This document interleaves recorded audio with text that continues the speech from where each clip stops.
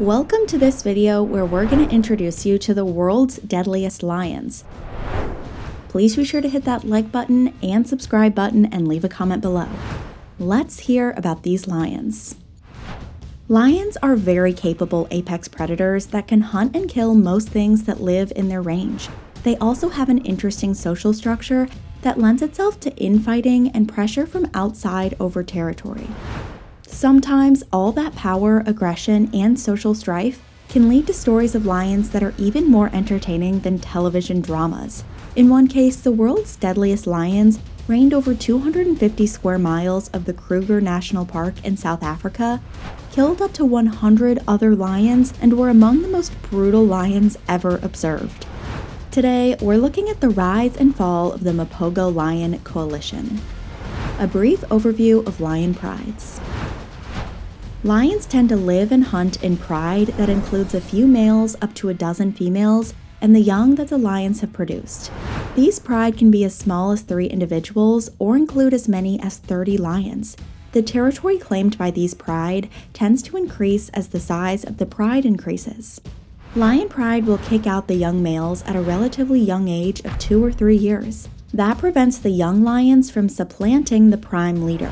These young lions are incredibly vulnerable since they lose the protection of their group. Young males will then move on and find another pride, fighting a member to take its place within the group. Over time, the young male lions can build a pride of their own. Sometimes the ejected young lions won't try to take over another pride at all. Instead, they'll form a coalition of male lions that are related to one another. These coalitions will take territory from other prides as their own. The Mapogo Coalition in Kruger National Park was such a group, but their story is even more unique. The ominous beginnings of the world's deadliest lions. The Mapogo Lion Coalition consisted of 6 powerful adult males. 5 of these males were related and similar in age, and 1 was a bit older than the others and tangentially related. The 5 related lions were the offspring of another mega pride that was called the Irefield Pride, also called the Sparta Pride. The sons would imitate the fathers as adults, but they would have even greater success. In 2006, these 6 male lions were kicked out of the pride like most young males. Rather than joining a new pride, the lions stayed together for safety and access to food. The lions spent the next few years surviving as a coalition. They would enter other lions' territory, scare off the females after a hunt, and eat before running away from the male lions that own the territory. They also spent time honing their hunting skills and teamwork. The Mapogo Lions started making headlines in 2006 as they had grown into large, capable adult males. The Mapogo Lions meet the members of the coalition. This coalition of lions was unusual in that they formed a band of 6 males, and even more unusual in that they were so large and successful. Let's take a moment to meet all 6 of these incredible mammals. Makulu, named for his large size compared to the others, possessed a large black mane. Pretty Boy, named for being a picturesque lion. Mr. T, named for the shape of his mane and nicknamed Satan for his brutality. Scar or Skew Pine, named for the large scar on his left side.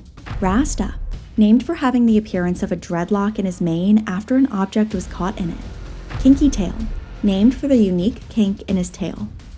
Makulu was the oldest member of the lions and also the outsider to the original pride. He was a very large lion and one of the last surviving members.